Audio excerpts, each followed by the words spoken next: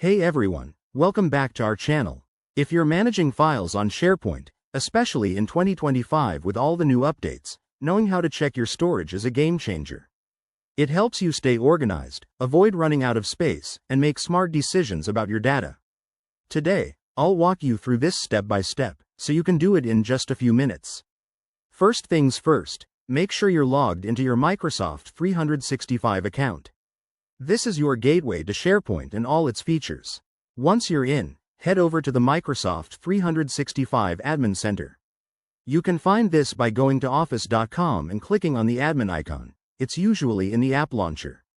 Now, in the Admin Center, navigate to the Resources section. Look for Storage or Site Usage under the Reports tab. In 2025, Microsoft has made this even easier with AI-powered insights, so you might see a dashboard that automatically highlights your usage trends. Click on that, and you'll get a breakdown of your total storage, how much is used, and how much is left. If you're checking a specific site, go directly to that SharePoint site, click on Site Contents from the Settings menu, and then select Site Usage or Storage Metrics. Here, you'll see detailed stats, including file types taking up space and any overage warnings.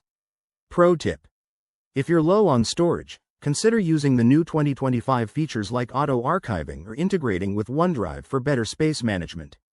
One common issue is permissions. Make sure you have admin rights, or you might not see all the details. If you run into any errors, double-check your account settings or reach out to your IT team. And there you have it. Checking your SharePoint storage is straightforward and keeps your workflow smooth. If this helped, hit that like button, subscribe for more tech tutorials, and drop a comment if you have questions. Thanks for watching, and I'll see you in the next video.